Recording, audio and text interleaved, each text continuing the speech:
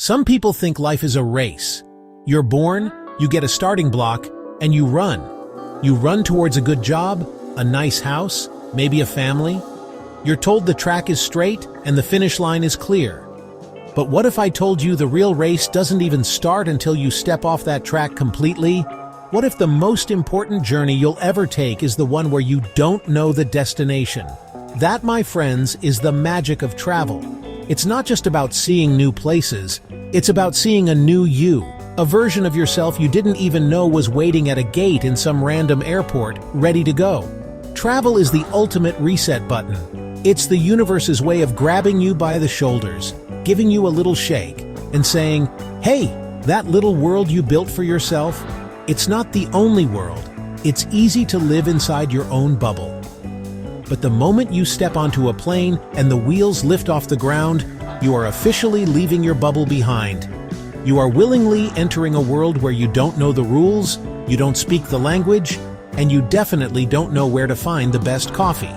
And that's where the adventure truly begins. I've learned that growth doesn't happen when you're comfortable. Comfort is a warm blanket on a cold day, but it can also be a cage. Real, meaningful change happens when you're a little bit lost, a little bit confused, and a whole lot of curious. It's in that discomfort that you start asking questions. Why do people here do this? Why do I believe that? Is there another way to live, to think, to be? Travel forces you to confront these questions not as a philosophical exercise, but as a practical reality. So this isn't just about collecting souvenirs or taking pretty pictures for social media. This is about collecting experiences that rewire your brain. It's about tearing up the map you thought was your life and drawing a new one, filled with winding roads, unexpected detours, and breathtaking views you never could have imagined from your starting block. I remember one of my first big trips abroad. I was in Germany, feeling pretty good about myself. I knew a few words. Guten Tag, Danke. I was basically a local, right? I walked into a bakery. I pointed at something that looked delicious. I paid for it. The baker, a stern-looking older woman, handed me my change without a word. No smile, nothing. I walked out thinking, wow, people here are so rude. For days, I saw this everywhere. Then, something happened. I got ridiculously lost in the train system. A man saw the panic on my face and the map upside down in my hands. He walked over. He didn't smile. He said in very direct English, "You are on the wrong platform. You need to go over there. The train leaves in 3 minutes. Go now." He pointed, turned, and walked away. There was no small talk, no have a nice day. He just gave me the information I needed. Efficient and direct. In that moment, I got it. It wasn't rudeness, it was directness. I started seeing it everywhere. The efficiency wasn't cold, it respected my time. The lack of forced smiles wasn't unfriendly, it was genuine. People smiled when they had a reason, not because of a script. My perspective shifted. I had mistaken cultural difference for a personal failing. Growing up in South Africa, I was an expert on labels: black, white, colored. We had boxes for everyone, and your box determined your life. It was a world of us and them. When I started traveling, I thought I would find the same thing everywhere, just with different labels. I expected to go to America and find a clear line between black and white. I expected to go to Europe and find, well, mostly white people. My worldview was a product of my environment. But the world, as I quickly discovered, doesn't care about your neat little boxes. The world is a beautiful, chaotic, and gloriously complicated mess of everything in between. In London, I'd get on the tube and hear a dozen languages before the doors even closed. I'd see a man in a Sikh turban talking to a woman in a hijab who were both laughing at a joke told by a guy with a thick Irish accent. In New York, I'd walk through Queens and feel like I had visited 5 different countries in 10 blocks. These weren't just pockets of diversity. This was the fabric of the city. The lines I was so used to seeing were blurred here, or they didn't exist at all. This exposure completely shatters the stereotypes you carry. Your stereotype doesn't just get corrected, it gets obliterated. You realize that national identity is far more complex and layered than a headline or a history book could ever tell you. You start to see people not as representatives of their country or their race, but simply as people. You begin to connect with the shared humanity underneath it all. The world stops being a collection of different types of people and starts being a single, sprawling, fascinating family, and you realize you're part of it too. There's a universal fear every traveler has, especially when you're going somewhere you don't speak the language. It's the fear of being helpless. Ask for directions, order food, say I need a doctor. Your voice is suddenly useless. I've been there, standing in a crowded market in Thailand or a pharmacy in rural Italy, feeling completely and utterly mute. You feel small, isolated, a little bit stupid, but then you discover a new language. A point, a shrug, an exaggerated facial expression. You learn to play a global game of charades. I once managed to explain I needed a phone charger that fit a specific non-local plug by using only my hands and a series of increasingly desperate-looking faces. The shopkeeper and I couldn't exchange a single word, but we ended up laughing together as we figured it out. In that moment of shared laughter, we connected. The barrier of language disappeared, replaced by a bridge of shared experience. This nonverbal communication teaches you something profound. It's not always about the words you say. It's about the intent behind them. A warm smile, an open posture, a look of genuine gratitude. These things translate across every culture. I found that when I approached people with humility and a smile, acknowledging my own helplessness, they almost always responded with kindness. People want to help. It's a fundamental human instinct. Every trip has a moment. The moment when things go wrong, not just, I missed my train wrong, but catastrophically. I might have to sell a kidney to get home wrong. For me, one of those moments came in a dingy hostel in Southeast Asia.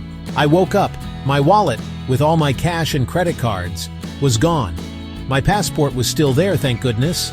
I was in a foreign country with literally no money. Panic set in. It was a cold, suffocating feeling. My heart was pounding. My mind was racing. The dragon was here. For a few minutes, I just sat there, paralyzed by fear. My first instinct was to call home, but it was the middle of the night back home. I was on my own. It was just me and this colossal problem. And so, I did the only thing I could do.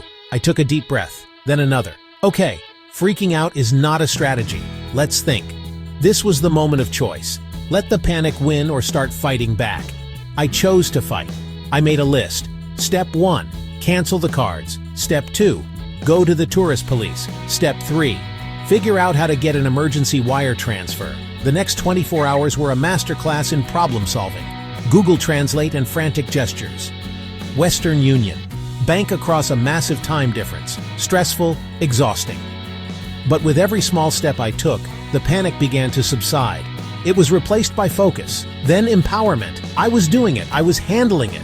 I was slaying the dragon, one tiny sword swing at a time. By the end, cash in hand, I felt pride. Confidence is a funny thing. We talk about finding it like it's a set of keys you misplaced. But that's not how it works. You don't find confidence, you build it. You build it, brick by brick, with every challenge you overcome and every fear you face down. Travel is the ultimate construction site for self-belief. Every single day you're away from home presents you with a series of small tests. Can you navigate a new city's subway system? Can you order a meal from a menu you can't read? Can you ask a stranger for help? Each time you do one of these things, you lay another brick. Think about the first time you travel alone. The idea is terrifying. You are responsible for your safety, your budget, your itinerary. The first day is filled with anxiety, but then you successfully find your hostel. Brick, you have a conversation with another traveler. Brick, you explore a neighborhood by yourself and don't get lost. Or you do, and you find your way back. Brick, brick, brick. These might seem like small victories, but they are incredibly powerful. They are tangible proof that you can rely on yourself. This process is cumulative. Navigating Tokyo's metro, then feeling capable tackling a complex project at work. Flight canceled, then handling unexpected setbacks in your personal life. Striking up a conversation in a Paris cafe. The same courage to speak up in a meeting or go on a first date. Before you know it, you have built a fortress of self-belief. The things that used to scare you now seem manageable. The fear of the unknown is replaced by a curiosity for it. This isn't an overnight transformation. It's a slow, steady accumulation of evidence. Every plane ticket, every hostel booking, every conversation across a language barrier. Proof you are competent. Proof, you are brave. Proof, you can handle whatever the world throws at you. Travel teaches you the incredible power of a single three-letter word, yes. At home, it's easy to say no. Your comfort zone is built on a foundation of no. But when you're traveling, the script flips. You're in a new place for a limited time. Suddenly, yes becomes the default setting. Yes, I'll try the fried scorpion. Yes, I'll join these people I just met for a hike. Yes, I'll get on that ridiculously crowded bus. Saying yes is like tipping over the first domino. It sets off a chain reaction of experiences you never could have planned. There's a strange phenomenon that happens when you return from a long trip. It's called reverse culture shock. You walk back into your old life, your old room, your old routine, and everything is exactly the same as you left it. The coffee shop is still there. Your friends are talking about the same things. But you're not the same. You've seen things. You've faced down challenges, met people from all over the globe. You've changed, and the world you came back to suddenly feels a little too small, a little too simple. This feeling can be disorienting, but it's also a powerful sign of growth. You start to see your own culture with fresh eyes, the quirks, the social scripts, the unwritten rules. It's like being a tourist in your own hometown. This newfound perspective fuels your momentum. You don't just slip back into your old self. The confidence you built on the road applies at home. You're no longer afraid to apply for that ambitious job, start that creative project, have that difficult conversation. You've navigated foreign cities, survived on your own. You can certainly handle a meeting with your boss. The world was your training ground. Now you're ready to apply those skills to your life. So, what's the point of all this? Is it just about cool stories and a passport full of stamps? No. It's about a fundamental shift in how you see yourself and your place in the world. The person you are today doesn't have to be the person you are tomorrow.